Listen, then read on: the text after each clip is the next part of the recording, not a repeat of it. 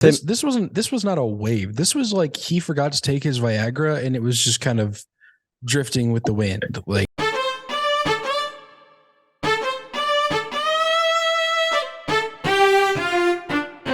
welcome back, everyone, to Figuring Out the Formula podcast. I'm Kyle, as always, joined with Chandler and Patrick. And what a race weekend we had. It was probably one of the world's most expensive demolition derbies. We'll get into that soon, but, welcome back. And here's the race weekend. So let's jump into practice. So not a whole lot happened this week. You guys, I don't know about you guys, but for me, Australia sucks because it's terrible viewership times for us here in America.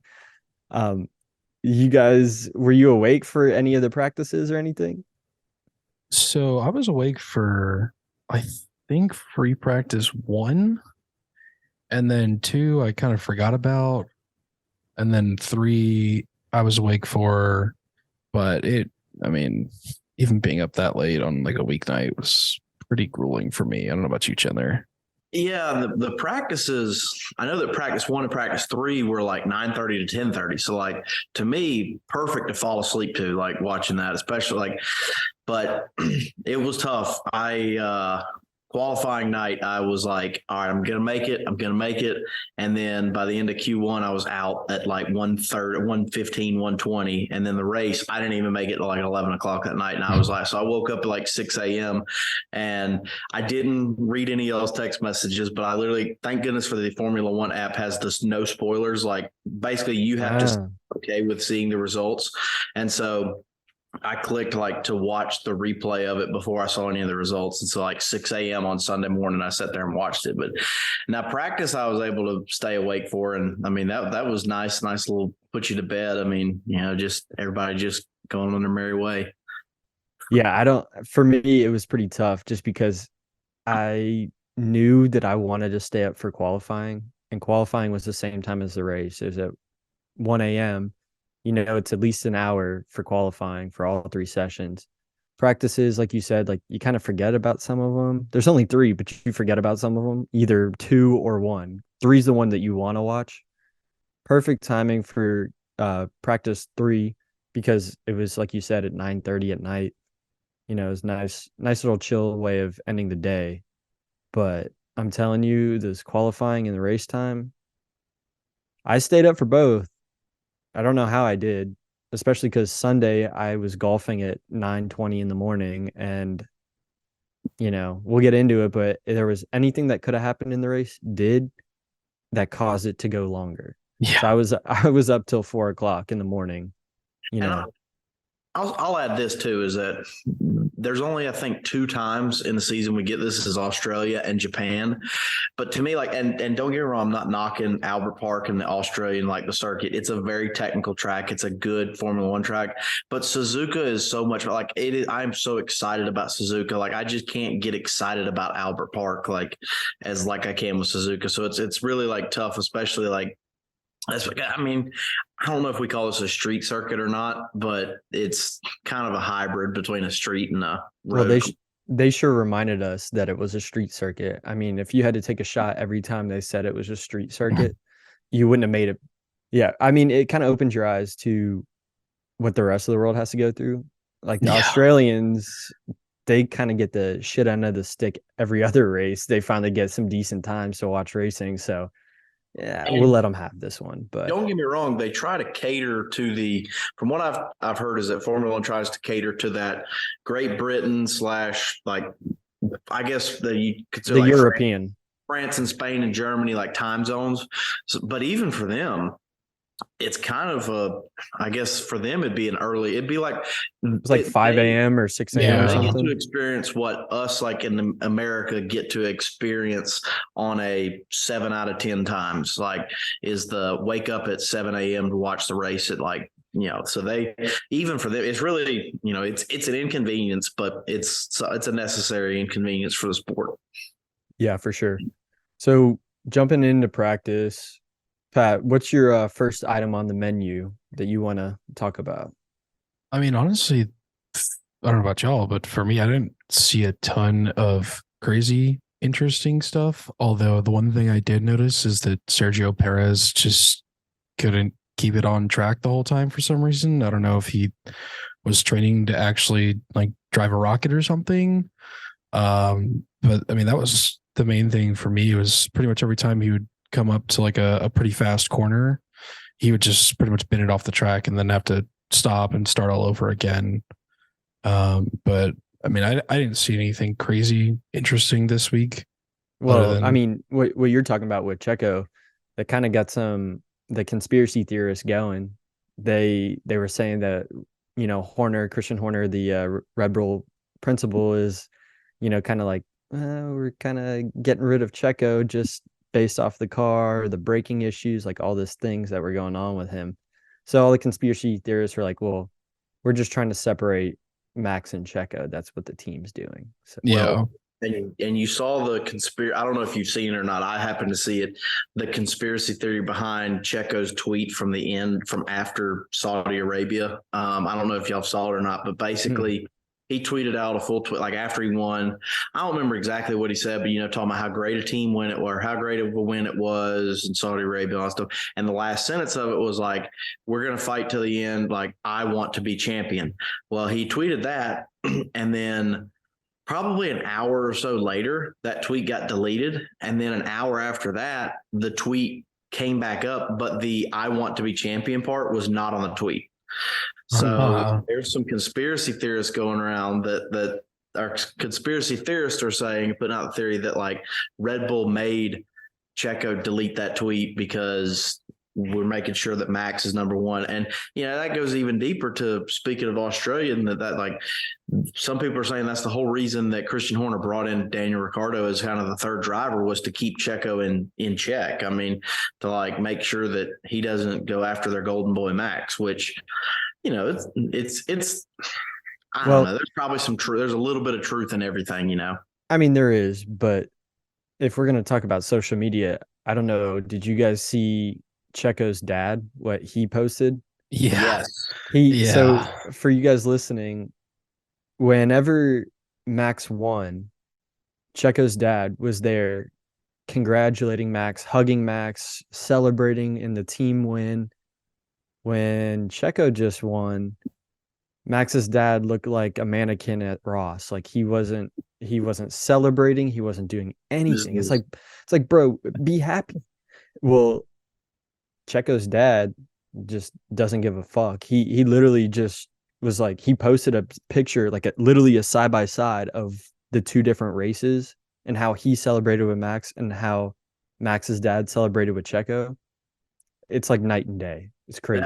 I mean, there's definitely a difference there. And Yas is, I mean, everyone knows he's an asshole. Yeah, he's a hard ass. It's like I'm honestly, I'm not expecting anything different from him, but it was pretty funny for me to actually just see Checo's dad retweet all that stuff and just like I'm confirming this, bro. He said the quiet things out loud. Like you're not supposed to. You're not supposed to. It's one thing where like for a whole week we had seen memes and all that stuff of people comparing it, but then whenever like Checo's dad posted it, like it's like, someone's self-aware here. Like there wasn't much that happened in practice besides those. I mean, the only other thing that I can think of is McLaren. So Lando Norris was having some clutch issues. He missed almost all of Q3, but I mean, at this point in the year, McLaren has 0 points. So it's like, well, you know, it's just par for the course.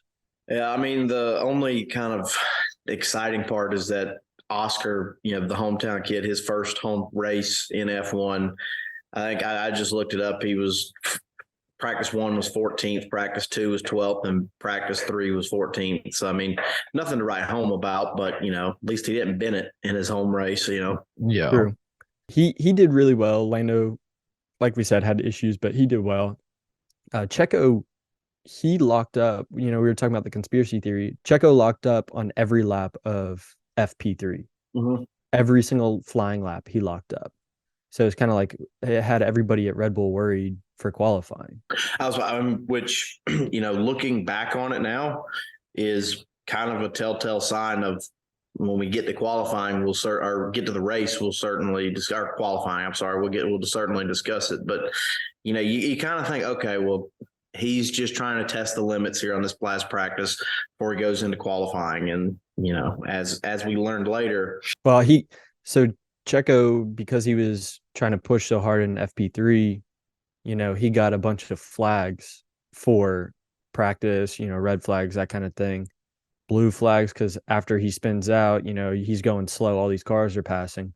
Well, for those who don't know what the different flag colors means, we're going to go ahead and jump right into Pat's paddock. Pat, you want to cover this week's topic? Yeah. So this was the week of flags. If you didn't get to catch everything, I promise you probably still missed 80% of the flags that were out there throughout an F1 race or an F1 session, whether it's practice or qualifying. There's a number of different flags that will get waved as drivers pass by to indicate various things to them. And then you'll also see there's some light boxes just for the areas where they can't have marshals, so they can still keep the drivers updated about what's going on. So I'm just going to run through a quick list of the main flags that are used and what they mean. So the first one is the easiest. It's the green flag. It means track is clear, race conditions are normal. Go ahead as you normally would. The opposite of that, which we saw a lot this weekend, is the red flag. The red flag is essentially the session is stopped due to an imminent danger to competitors or to spectators, or if there's like severe weather like rain or something like that, they'll waive that for that as well. When you see the red flag, all cars must return to the pits at their earliest convenience.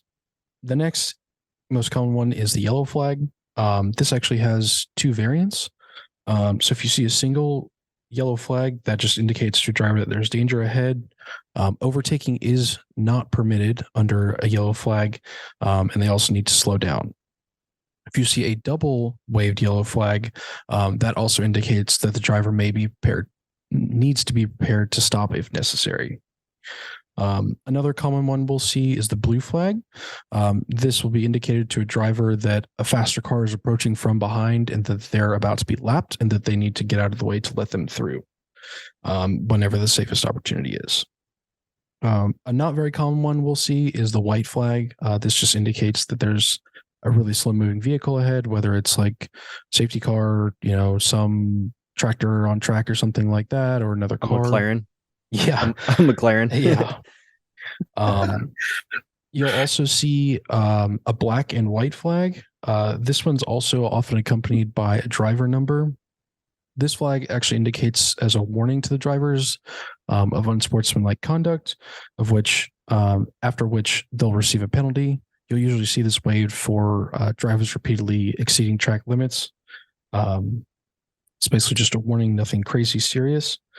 And then the actual serious one is just the straight black flag, which this means that a driver is disqualified and they have to return to the pits immediately. We have two kind of oddball flags that you don't really see a ton. The first is the yellow and red stripe flag. This one's actually used to indicate that there's like oil or like excessive like slippery materials on the track. And then you also have a black flag with an orange circle in the middle, often called a meatball. This one is indicating that the driver needs to return to the pits as there's damage to their car that needs to be repaired. You'll usually see this one if there's, say, like an end plate hanging off or something like that, but it hasn't actually broken off, and so it could pose danger to other cars. Or if your name's Kevin Magnussen, you will see this a lot. Yeah. If your name's Kevin Magnussen, you're just going to get this for whatever reason. What was it when we were in Canada, Patrick? He got it in Canada. Didn't he get it in Austria the week before Canada or the race before Canada? Yeah, he had gotten it like 2 or 3 times on his own last year. He got it like he got it like 3 times in 5 races. Like it's just awful. I was so happy you made that because the K-Mag special. Yeah, and the final flag is obviously the checkered flag. This just means that the session is finished. And then not necessarily a flag, but an indicator that you'll see is there will be an indicator in the light boxes that says SC or VSC, indicating that a virtual safety car or a safety car has been deployed. So I'm going to flash my paddock pass real quick and talk to Pat like he's Martin Brundle or Crofty or Karoon or any of those guys. So I have 2 questions. The double yellows and the yellow flags that you're talking about, are those for the entire track or just for the segments? And if it's one way or the other, why? So those are essentially just for kind of mini sectors of the track. Like often you'll see them talk about sector 1, 2, and 3, but there's actually a bunch of mini sectors that are tracked throughout all of those. And it's pretty much as long as you see them, abide by them. And so it'll only be in whatever area the danger is actually in. And then once you pass that, you'll start to see green flags again. My last question before I'm kicked out of the paddock is, which celebrity is recognized for having the checkered flag and waving it? It's not a trick question. Well, if you count not waving it, it's Tim Cook. No, that was the worst flag wave I've ever seen. No. That's not where you're going? What's his name? Oh. What? Didn't he have like Mr. Apple or something like that? Or Tim Apple? Say it again. Tim Apple? Tim Apple. Yeah, that is the Tim Apple flag. Only Tim Apple special. Yeah, the Tim Apple. Like he just like held it out and just like moved it like that. No. This was not a wave. This was like he forgot to take his Viagra and it was just kind of drifting with the wind. Like it was the most pitiful thing I've ever seen in my life. But you remember it. So it was the worst. Of course I'm gonna remember it. It's like the Fergie national anthem. Like it's terrible. Was that Miami or was that Austin? No, that was Austin. That was Austin. Okay, so we were there. We didn't see it live in person. We saw it when we watched. We saw it. We were standing over there and look over. We saw it, it was like a little kid with a fishing pole. Like he didn't know what to do. He just held it out there. It was like, okay, so I'm supposed to just hold this flag here, right? And the guy's like, yeah, sure, just do your thing, man. The opposite of the iRacing guy that just like waved it straight up. Yeah. Well, everyone, that was Pat's Paddock featuring Tim Apple's flaccid flag. So we're gonna go right into qualifying. Qualifying was pretty crazy. I mean, it was eventful. It was a lot more eventful than the practices were, but like we said earlier, it was at the ass crack of dawn. So it was pretty early, tried to stay awake for it. Ended up accomplishing that. I know Chandler probably was asleep by 7 p.m., so he didn't. No worries in the world. I still watched the whole race and got a full night's sleep the night before. Okay, some of us are more dedicated than the others. I just want to say whatever. Some of us are true fans. Okay, I want to go on the record here, and that not only the two of you, but also Chris, Patrick's brother, all suggested, like either emphasized or made the comment that they wish they had their sleep back. So when I woke up and saw that, I was like, okay, look, we'll get to why that's a problem. Yeah, qualifying was pretty crazy. In Q1, at the end of Q1, we had Perez out, we had Bottas out, we had Logan Sargent, Zhou out, and then Piastri was out as well. So do you guys want to tackle Perez? Because Perez out in Q1 is something that we shouldn't ever say. Yeah, well, I think that we kind of hinted on it. Well, like I said, looking back on it, is that, he really didn't seem to know the true limits of his car through practice and all that, of locking up. So I don't think he was really comfortable. Now, like I said, we can dive later into the whys, like he didn't feel comfortable. But I don't think he really liked the setup of his car. But he did his best Carlos Sainz impression of finding the little bit of gravel. Of just kind of going straight through a turn. And, the thing about Formula One is that we see it on a couple of tracks, not every track, but, here in Australia, we have gravel traps. And unless you get very lucky, if you end up in that, your day's over or your session's over, whatever it is. So it really kind of puts an emphasis on the need of, having those, making sure you're very technical around those turns, because it's not at every turn at Australia. But it just, and Checo just kind of honestly looked like, I don't know if it was a lockup and just kept going through, or if he basically was so scared of locking up, he ended up going through and into the gravel. No, he locked up every single time. Like we said before, and I heard that he was complaining on the radio about his setup to the team, asking like, why didn't we fix this already and things like that, of which that could be, like we said earlier, with the whole them just prioritizing Max and, whatever setup is there. But I mean, I really just think he just didn't have a grip on it for some reason. I mean, I think he was just trying to push himself a little bit too hard still and getting ahead of himself because he bended at that corner like a couple times over the weekend. Yeah. And it was just, it's just like, this is pathetic. Like, just it was pretty relax. embarrassing for him what he was doing, but sometimes it's a car. Obviously, Checo's not going to just forget how to drive an F1 car, so it was something with the car. It had to be. But moving into Q2, I have a question for you guys. Why did the chicken cross the road? To see how close he could get to Max Verstappen in person. Well, you ruined the joke, so thanks. I appreciate it. Oh, so you're supposed to say why, and then I say exactly that. Cut it and do it again. Cut it and do it again. Why did the chicken cross the road? Why, Kyle? To get to the other side. Oh, okay. You're a bitch. Right. You're a bitch. Yeah. No, so I deserve every bit of that. So out in Q2, we had De Vries, we had Kevin Magnussen, Lando Norris, Yuki Tsunoda, and Ocon were out. It was a pretty close Q2. Top 15 were pretty close, with their times. So there was really nothing to talk about with Q2. Especially that, and aside from Checo in Q1, like the bottom 10 was pretty on par for what like people would predict. I mean, now Q3 was pretty crazy. There was a team that showed up we haven't seen in like 2 years. I forget. Oh, it was the team that we all picked that had the cleanest looking car, but it turned out to be the shiniest piece of shit with lipstick on it. Yeah. Pat, what team am I talking about? I mean, so Mercedes showed up for Q3, which surprised me at least. Yeah. And it started to make me think I am honestly just not going to speculate about them for another couple races because who knows what's going on in there. I mean, they were talking the previous couple weeks about how terrible they were, and then all of a sudden they're in P2 and P3 at the end of qualifying, which to me, I was just like, where's everybody else? Where's this coming from? Yeah. That's each like out of nowhere.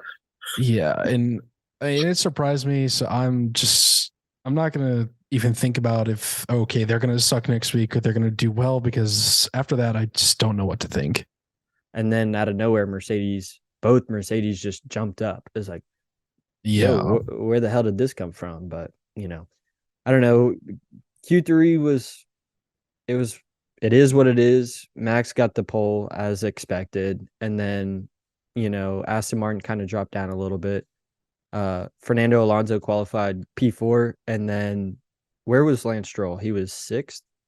I think so. He was 6 starting out. Hold on, I can pull it up right now. I have the F1. Yeah, I think Leclerc was 5th and he was 6th. Yep. So your top 10 starting at 10th was Hulkenberg, Gasly in 9th, Albon in 8th, Leclerc in 7th, Stroll in 6th, Sainz in 5th, Alonso P4, and then you had a Mercedes double of 3-2 with Hamilton and Russell, and then Max at the pole.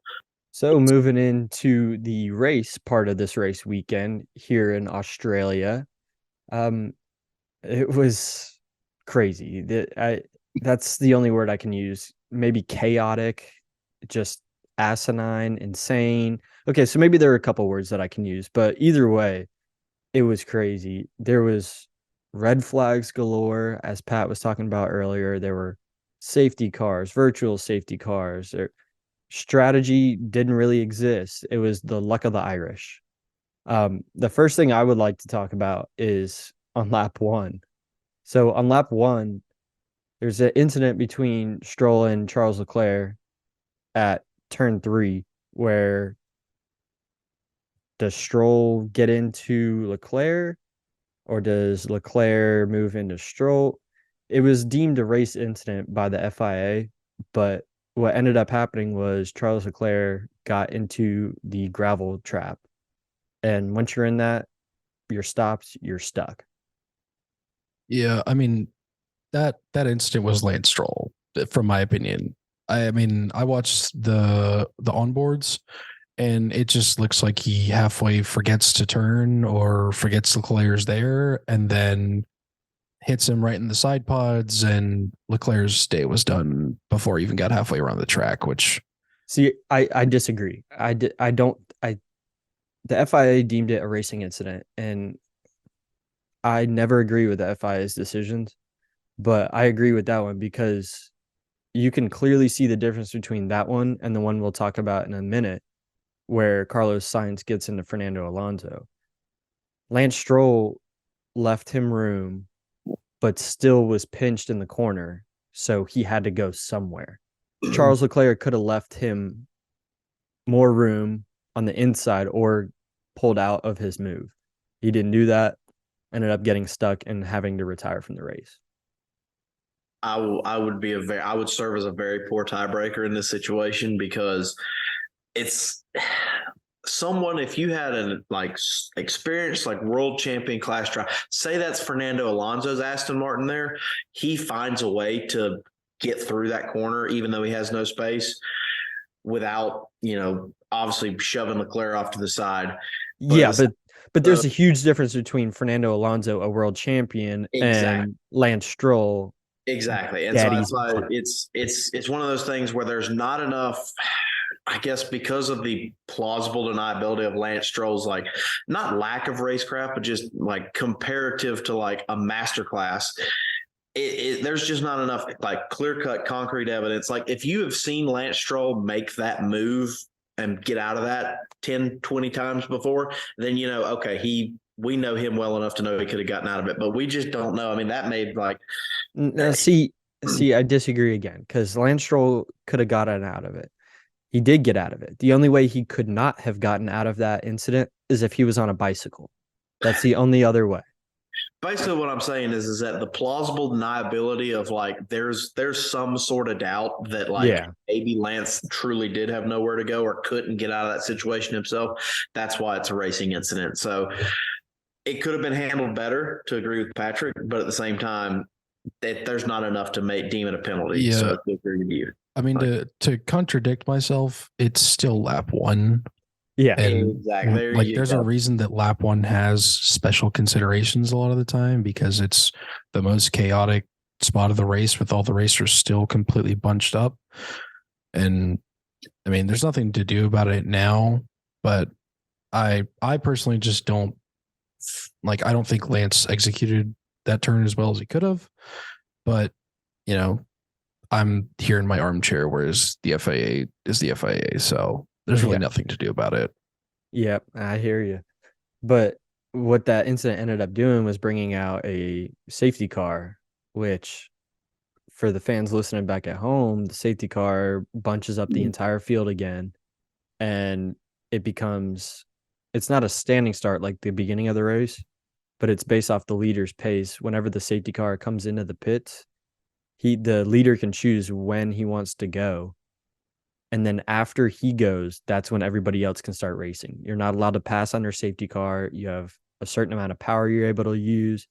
So it created a kind of an eventful restart, basically, because it was only lap one. So it ended up being lap 3 that they ended up restarting under the safety car. Yeah.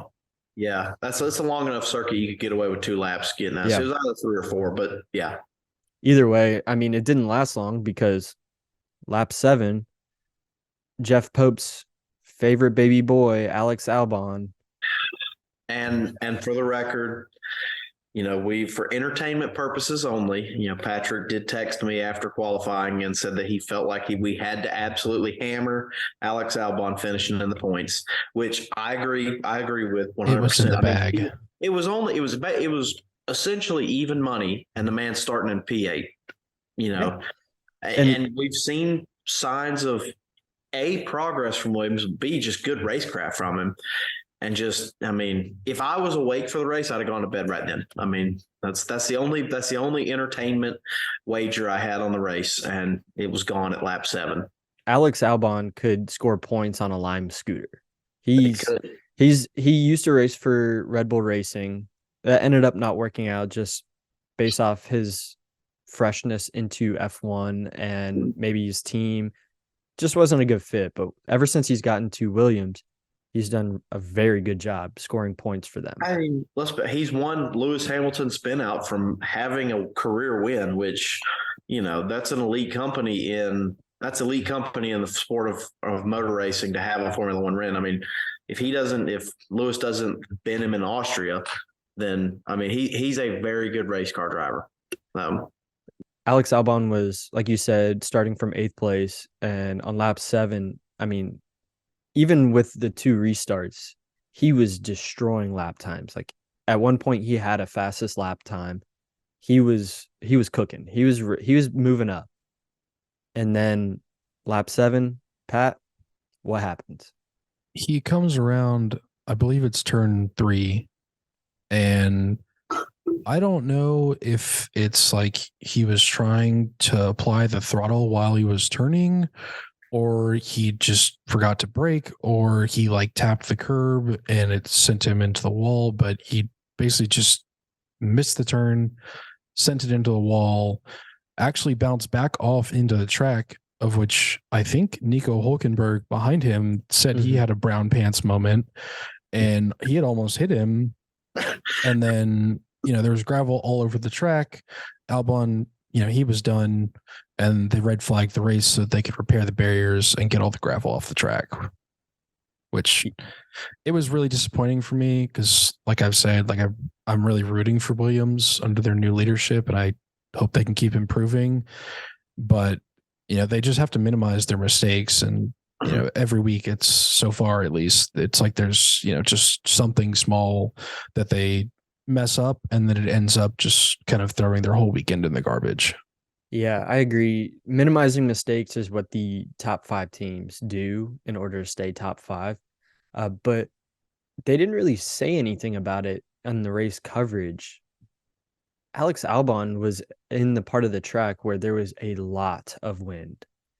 So they didn't necessarily say if it was him having a driver issue or a car issue, or if it was the weather.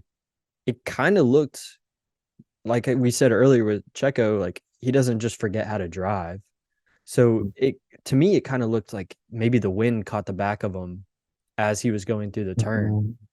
That's what I interpreted it to be, but maybe I'm just trying to look out for my mans because I mean, it could be, but I don't really think they even, or Albon himself even really said what happened, or at least I haven't seen anything that explain kind of what went wrong. If it was just driver error, or very well could be wind or something like that, just suddenly picking up where it's not expected. But it was, I mean, either way, it was really just disappointing to see. Yeah, for sure. I mean, but like you were talking about, his whole thing, gravel everywhere. It looked like a trailer park. There was so much gravel on the track. Chandler, this caused a red flag. What perspired after this red flag happened? So basically, there's a safety car. George comes in, and I don't know if Patrick will maybe include this on a later episode of Patrick's Paddock. When you have a safety car, you lose less amount of time on a pit stop because the rest of the field is going significantly slower. So obviously, you're going to lose some position, but usually that's cutting about half. Maybe a little bit more than half. So George Russell and the Mercedes comes to him from the pit wall and tells him to come in and box. From outsider, I'm kind of lukewarm on Mercedes. From a strategy standpoint, that's a perfectly great. Go ahead and do it. Yep. Especially if you've been running fast, you got a fast car. It's a cheap pit stop. That's the term they use in Formula One. It's a cheap pit stop because you're not losing as much time. So we come in, George comes in, takes the pit stop, gets back out. As soon as he gets back out, within half a lap, the FIA, the stewards decide to red flag the race. So at that point, everybody has to stop. Now, with Formula One, I feel like, and I could be wrong on this, but I feel like this has been changed in the last couple of years. In the past, you used to not be able, when it was red flag, if your car came into the pit, no one could touch it. The only people that could touch it was the driver getting out of the car. Now, recently, they've allowed to where you can change tires. I still don't think you can't work on the car per se. You can, so under red flag in the pits, you can't work on it. You can change the tires and you can help with the cooling and restarting of the engine because it takes so much to get it going. That's right. So you can cool off the brakes, you can cool off the engine using the blowers, the fans, dry ice, that kind of thing. I believe that was okay prior to the rule changes, but it's pretty new that you could change tires. So, of course, George comes out of the pit, gets half a lap in, and we're red flagged. So, honestly, it's a real rub of the green situation towards George and the Mercedes in the fact that, you at the time you made a pretty doggone good strategic call, but now everybody else is going to get the advantage, and you're the one that kind of looks like the loser of this situation. So, I hate it. It's tough. In the end, it didn't matter. We'll get to what happens later on, but it's kind of one of those situations just with the sport. I mean, anytime you have human, it's kind of like umpires in baseball. You're always going to have that human interaction, and for the stewards to decide at that moment when they did to red flag it rather than a minute earlier, somebody's going to take a negative impact from it. Well, the big thing is even George Russell, like we heard during the TV coverage, that over his radio during the TV coverage, George Russell said, "It's okay, guys. It was the right call." So, exactly. So even George knew, like, okay, this was it. On the same point, Lewis Hamilton was complaining to his team because George got to pit and Lewis didn't because they were too close. They could not double stack, which means they both pit at the same time or back to back. That's right. So Lewis Hamilton said over the radio, "Guys, this has put me at a complete disadvantage," which it would have, but ended up being stayed yellow under safety car. Lewis had every right to be upset about it. Yeah, but it didn't. It turned red. So Lewis, it was a blessing in disguise for him, because if it were the other way around, George would have got the finish that Lewis did, and vice versa. So I don't know. That's what I'll say. We had two red flags? We had a total of 2 red flags. Is that if the first red flag doesn't, it's like you could say the second red flag doesn't happen, Lewis at least has a fighting chance to fight for the win. But if that first red flag doesn't happen, he's never there to start with. So yeah, he'll get past, because then he would have to make a full pit stop under green. He would have lost a lot more time, a lot more positions. But yeah. So that was like Chandler said, that was the first red flag. That was George Russell. He kind of got screwed with the pit strategy, but he kind of really got screwed a couple laps later. Pat, what happened to George that, he had bad luck and then it just got worse from there? If George didn't have bad luck, he wouldn't have had any luck at all. Yeah. I mean, first he had that whole situation with the safety car and pitting and then just getting red flagged, which, it's just stuff happens sometimes. On lap 7. Yeah. And, the race picks back up, and then George is actually coming down the main straight, and all of a sudden his car catches on fire. Of which, when I saw that, I was like, oh shit, like, get the fuck out of your car, dude. Just like, go ahead and stop. Yeah. And he actually made it to the end of the pit lane, I think, and pulled over and stopped, but his car was basically halfway on fire. And he got out and he was safe and everything, but his day was done, of which, like we said, for qualifying, it was really surprising to see him up there. And, he had taken the lead on the first lap, and it looked like he was, still holding his own, even with Lewis behind him and then Max behind Lewis. But, it went from 0 to 0 for him. And, that's just kind of the nature of F1, which I don't really like George a ton, but I did feel bad for him because, it's just something you can't really help. And I don't know. Well, he was destroying Lewis Hamilton all season long. He was out qualifying him and out finishing him in every single race. Failure to finish, a DNF, is detrimental to that when you're battling your teammate for points, for positions, especially when it's Lewis Hamilton, a multi-year champion. Well, when you only have one race win, you take what you can get when you can get it. At the start of the race, there was 11 world championships in the top 4 combined. Yeah, and because and George Russell only has one win. I was about to say, yeah, it was like So it's pretty Max with crazy. 2, and Max with 2, and Fernando with 2. Fernando should have about 5 or 6, but Max with 2, Fernando with 2, and then Lewis with 7. I mean, and then you have George Russell, who, let's be honest, 2 years ago was in tears weeping because he just got a podium. Like, Yeah, so George Russell's car catching on fire, that was lap 18. Hmm. So from lap 7, he got screwed in the pit lanes. And then lap 18, his car decides to have a barbecue without inviting him. The race kept going, and we actually had normal Formula One racing until lap 54. Kevin Magnussen went straight into the wall and just exploded, popped off, wheels going everywhere. Just turn that absurd. multi-million-dollar machine into a tricycle real quick. I don't know if it was just because of a driver error or his tires were falling off, because everybody at that point was on the same strategy of just using hard tires all the way to the end of the race. But he came around and he tapped actually right before where one of the like Marshall entrances is, then tapped the wall behind that. And pretty much his whole tire just came off in one piece and flew off along with a couple other chunks of his car. He didn't tap it, bro. If that was a tap, that was the middle school tap out shirts, bro.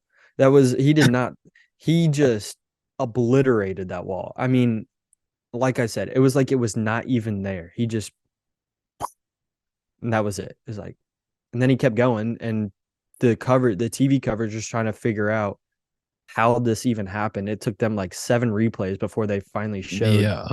He just ran straight into the wall.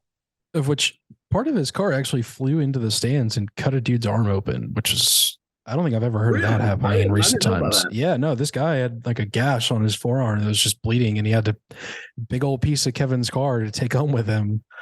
Could you imagine being able to tell that story? That dude was at the pub. Oh, hey, I got injured in an F1 race. But anyways, yeah. So that dude is not paying for a beer. That's crazy. Where'd you see if I that? were him, I had seen it like on Reddit shortly after the race that people were posting that, oh, there was a spectator that got hit. So a reputable source. Okay. Oh yeah, no, Reddit's a great source for everything. Everyone knows that. Carried that piece of carbon fiber around everywhere. Oh, I'd be framing that. Like I'd be putting that above my bed, sleeping next to it. Kevin Magnussen had gone back to the wall and wrote "Kevin was here" on the wall, and I was like, I would get that tattooed right above the tattoo as well. McLaren's CEO Zach Brown got the tattoo of the racetrack where Danny Rick won. So does Gunther Steiner get a tattoo of Kevin Magnussen was here? Yeah. Tramp stamp style. Yeah. So Kevin bins it, and it's like, come on, dude, like there's 3 laps. And me personally, I was getting frustrated because it's like 3:30 in the morning in the US, and I had a long day, so I was super tired. I was like, okay, finish the race under a safety car, just get everyone on the line and go home. And then they red flagged the race again, of which at this point I was bordering on just going insane from being up so long. After that, we got probably one of the worst restarts I've ever seen in F1. Which I'll add to this before we go too much further is, had they said we're going to finish the race under safety car, us Americans could have gone to bed knowing who wins the race. But then what's maddening about it is that we waited as long as we waited. I mean, even at like 8 a.m. when I'm watching the race, I'm like, all right, I'm really excited. We're going to see this. And then 30 minutes later, we get into how the race ends. And I was like, well, I could have quit watching 30 minutes ago.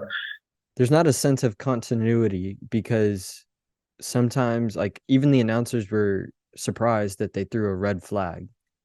The announcers were already talking about the finishing order and all this stuff and how it's going to go under caution. Well, or those double yellow flags that Pat taught us about. But it turned out they hit the red flag, and then it was, well, now what? What order is it? Like, what are we doing? Okay. So after the red flag's over, everyone gets lined up, ready to go. just like the beginning of the race. It's a standing start. Turn one, everything hell breaks loose. Which hell breaks loose. Before we go into turn one, is as a Formula One racing fan, if you know that we have a 2-lap shootout, oh, that is one of the best things, especially with the order we have. Like, and it's the roller coaster is like, all right, we really hate the red flag, but now that we get a 2-lap shootout, just inject it into my veins, it fires me up. And then turn one happens. Pat, what happened on turn one? Max gets ahead of Lewis easily, decides he's not going to suck on this restart. He and Lewis take off. As Fernando Alonso is coming around the first turn, Carlos Sainz decides, I'm not going to turn my fucking steering wheel. So he hits Fernando Alonso, and Fernando Alonso spins, immediately goes into fucking lawyer mode, and's like, okay, check this rule, check that rule, check that rule. So he's calm-headed. Okay, whatever. Behind him, Pierre Gasly tries to avoid everybody and goes off into the grass, just forgets that there's other cars and comes back on, and then decides to drift all the way across the track and into the wall and takes his teammate Ocon with him, which how he did not get a penalty or anything for that is beyond me. As a McLaren fan, I love it. As a racing fan, that was pitiful. I mean, he's just like, I'm turning right. Good luck, everybody. Like, hope y'all all have a good day. Behind that, at the very back, dude, Logan Sargent, I don't know what the fuck this kid was doing, man. Just doesn't brake. He just does not brake and drives right through the back of Nick DeVries and is oops. My man Logan Sargent said, forget the rest of this race. I'm just driving on a straight line to see Ayers Rock out in the Western Territories of Australia. Like, I mean, just hauling. I mean, like, did they all think this is fucking Mario Kart Double Dash or something? And, they just get picked up and put back on the track? It's like, okay, we have a 2-lap shootout, but Jesus Christ, people make it through one turn. Like, so it's fucking terrible. So I have a couple points that I want to make, but I kind of want to get y'all's opinion. Out of this restart, who is the biggest dumbass? Ooh, that's a tough one. That's a very good question. So I'm not talking about for the race. I'm talking just for this red flag restart. Chandler, who is your biggest dumbass? To me, it's honestly is Pierre Gasly. Like, just having no regard for anybody else. I mean, Carlos Sainz, you could say he's up there top 4. His other teammate's already out of it. So he's like, he's already beat his teammate guaranteed, and he's just trying his best to get points for the team. That's fine. That's racing. Pierre Gasly just decides, screw it, I'm coming across. It's like those senior citizens in Florida when they drive when they're 80 years old. It's like when they're backing out of their driveway, it's like, I'm coming and I don't care who's behind me. Like, they're just boom. What are we thinking, dude? Like, even at the very simplest level of this, and this is like, I'm actually getting as mad as almost as mad as Patrick is, like, for the sake of your own safety, like, why are we just going and cutting across the lanes of this? I mean, you're broadside. I mean, you can't take anybody that's been in a T-bone accident knows that ain't fun. And Pierre Gasly just said, whoops, don't care. And what are we thinking? That's all I've got to say is, what are we thinking? It's just, sorry, I'm going to get down off my rant, but like, for some reason it took me, here we are 36 hours since I've seen this incident. I'm now triggered by it. I wasn't triggered 36 hours ago, but now that we talk it out and how we talk about our feelings, like, Pierre Gasly has triggered me of how stupid he was to just ruin everything. Okay, well, tell me how you really feel. Yeah, he ruined the shootout that I was super excited about. I'll end my rant there, but I rest my case. So Chandler's biggest dumbass of the red flag restart towards the end of the race is Pierre Gasly. Pat, who would you go with as the biggest dumbass? I know I see that look. Can I give a ranking?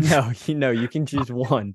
Choose one. Give me your reason, and then I want to hear it on. All right. I'm going to give my one, but I still got something to say about the other two. Okay. My one is definitely Pierre Gasly. Like, he didn't start everything, but dude, he cut across that bitch like a 46-year-old Karen's haircut. I mean, I'm honestly surprised Esteban Ocon's car didn't flip.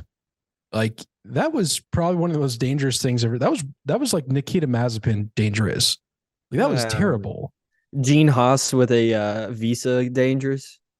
Yeah, I mean, dude, he would have committed all the tax frauds. Nikita Mazepin with a But Baliki. Like, it was just an absolutely unsafe rejoin, like probably one of the most unsafe rejoins I've ever seen in my life. He's definitely number one. A close second was Carlos Sainz for starting it all because he just didn't turn, and then had the gall to cry about it on the radio afterwards, of which, to his point, it's unfair that, you know, they solved that in 5 seconds, but the Alonso stuff previously took, you know, an hour or whatever. He deserved a penalty. So did Pierre Gasly. I really don't know how Pierre Gasly got away with one. because he DNF'd. That's why. That's the only reason. That's got to be it. And then lastly, just Logan Sargent. I don't know what the fuck he was doing at the back and just didn't brake. He must have picked up a mushroom or something and thought he was going to cut the corner, but he just didn't brake at all. I'm telling you, it's the first time he's been to Australia. The American wanted to go see the tourist attractions. I mean, that's the only explanation. Yeah, he was ready to go to the beach, and he made it. So we heard Chandler's biggest dumbass was Pierre Gasly, and then Pat's was also Pierre Gasly. I'm going Carlos Sainz. Carlos Sainz is a big dumbass. I mean, that motherfucker, nothing would have happened. Pierre Gasly wouldn't have happened. Logan Sargent forgetting that brakes do exist now in 2023 in an F1 car. Nothing would have happened. Fernando Alonso would not have been spun. The controversy we'll talk about here in a second about the starting order would not have happened because there would not have been another wreck.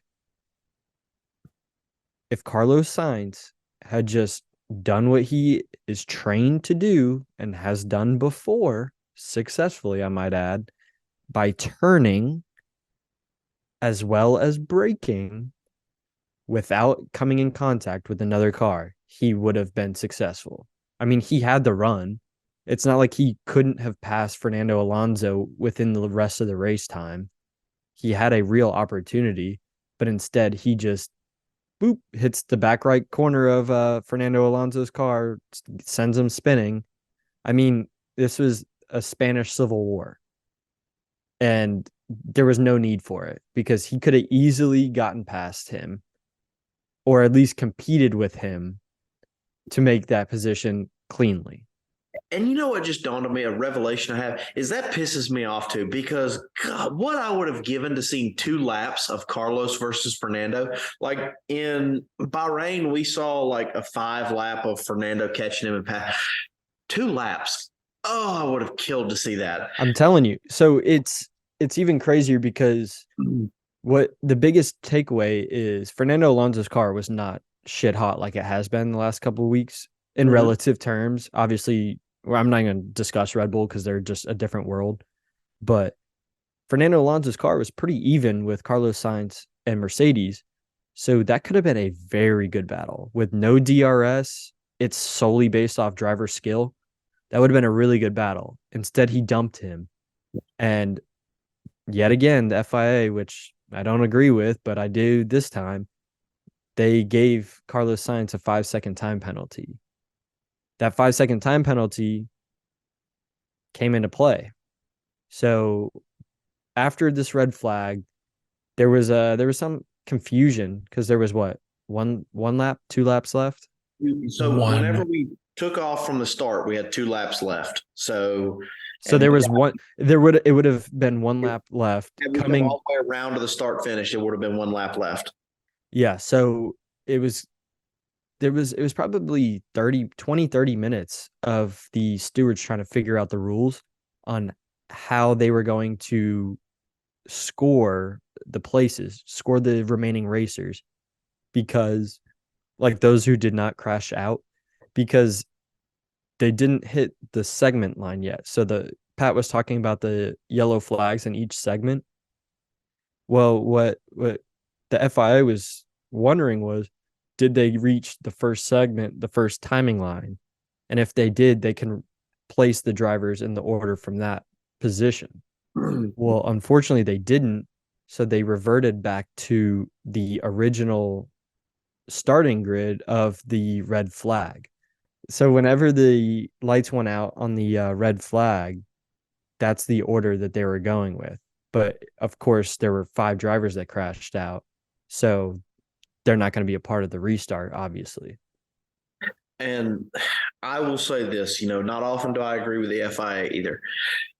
But the precedence is there, and it's fairly recent. Silverstone last year with Zhou Guanyu's crash, and not everybody getting all the way. Like, I don't think anybody got to the first sector in Silverstone, but the precedence was there to revert it. So I don't really think many people had a problem with that. It's one of those things where you hate for it to end like that, but I think the FAA got it right on that. And I emphasize the FIA was put in a hard situation multiple times this week. Yes, they made a couple of screw ups that they then, honestly, let's be honest, they did a pretty good job of fixing. But this was one where I don't think they really could help that situation. Like, they fixed it the best they would by saying we're going to standing start 2-lap shootout. The precedence was there. Whenever we go let's reset it. There's no Michael Massey Abu Dhabi 2021.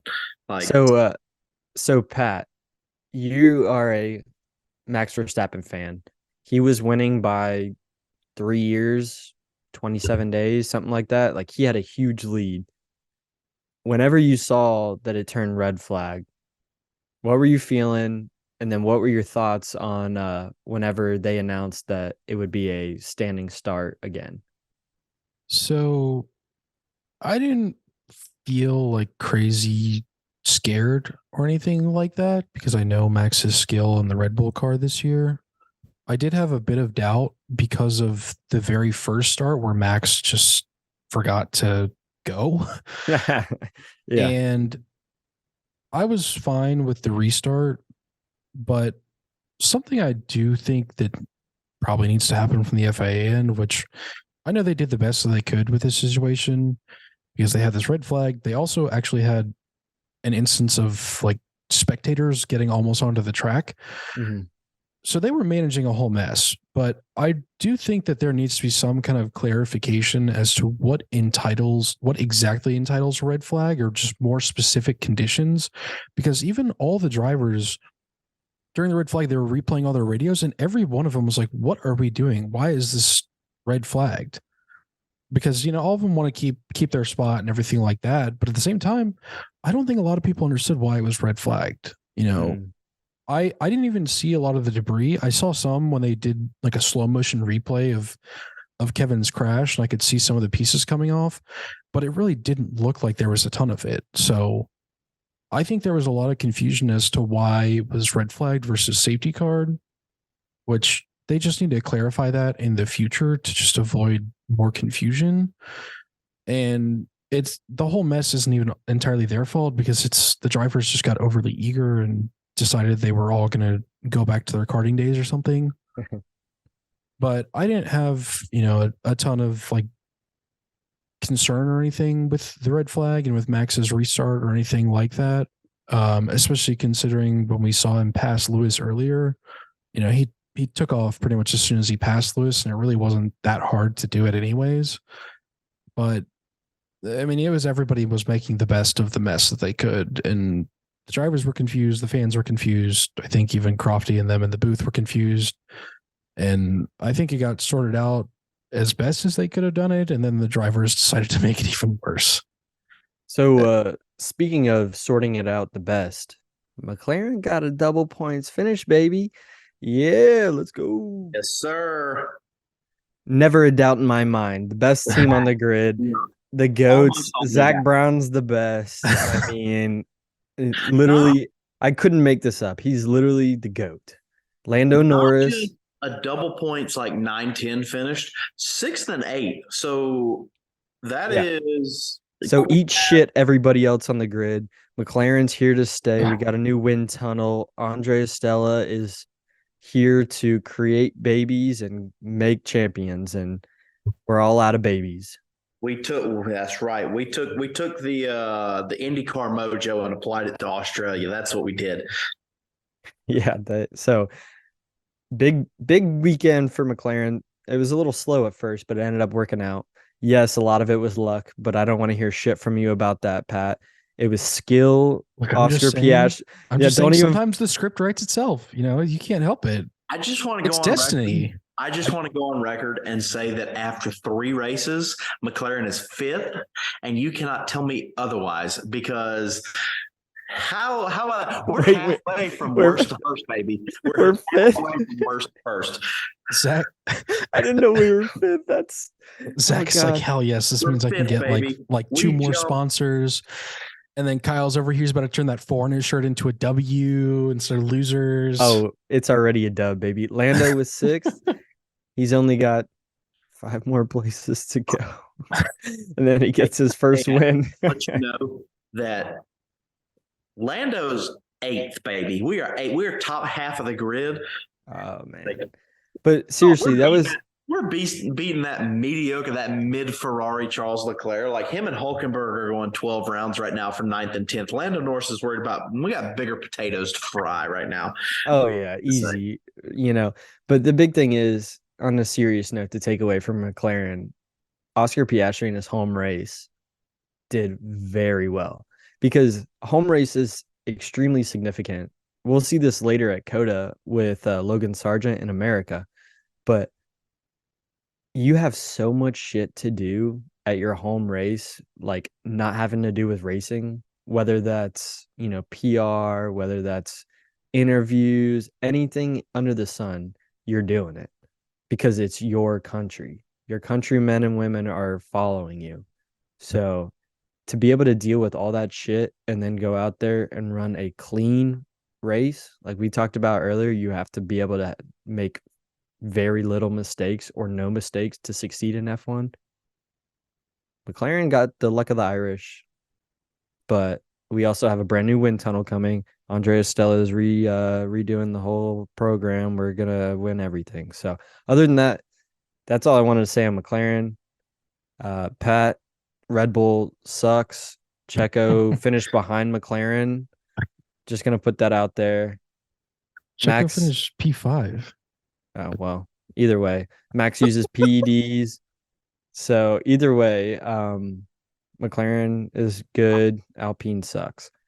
So that was pretty much it for the race weekend. I mean, Max obviously came away with the dub, got the win. There was the trophy they kept talking about with Jensen Button, how he won it, in 1775. Well, he's like, oh, this is such a beautiful trophy. The trophy looks like grandma's fucking china hanging up in the dining room. Like it looked like a flying saucer in like a 1950s UFO movie. I don't know what you guys thought about it. I like the Australia trophy, but then again, it's also like my team is winning it a bunch, so I don't know how that translates to you. The trophies change mostly from year to year, so it doesn't bother me. You like the trophy because you could go sledding on it in the winter time. That thing looks like Clark Griswold's saucer that he slid down the mountain. But either way, Max got it. Soon it'll be Lando because we're in, baby. We're going. Right. We're on a high note. But yeah, that was the Australian Grand Prix. Next race coming up in 4 years. I mean 1 month is the Azerbaijan Grand Prix. You guys, we're gonna go ahead and make some picks for this Grand Prix. We'll start with you. We'll start with you, Chan. Okay. Just give me your race winner, not the podium. Just give me your race winner. Race winner for Azerbaijan. I have to honestly, I know he did not have a good week, at least from qualifying. I got to go with the king of the streets. Checo came through. It was 2 years ago. Checo came through big time in terms of when Max had that blown tire and came through big. He's going to be a force to be reckoned with on the streets. So that's my pick for race winner. What about you, Pat? It's Checo on the top step. It's almost too straightforward. He's king of the streets. He's won there before. He's actually got the most podiums there of anybody. So I'm taking Checo. I mean, I wouldn't be surprised if Max wins, but it's going to be Checo. Okay, so this is kind of like a college game day thing where like if every person picks the same person, that person doesn't win. So I want Checo to win. So I'm going to pick incorrectly on purpose, let the record show. But if I get it right, then never mind. I meant that the whole time. That's fine. My pick, I want to go with another Red Bull, but I think I'm going to go with Fernando Alonso for a win. So they said this last race that his next podium was going to be a race win.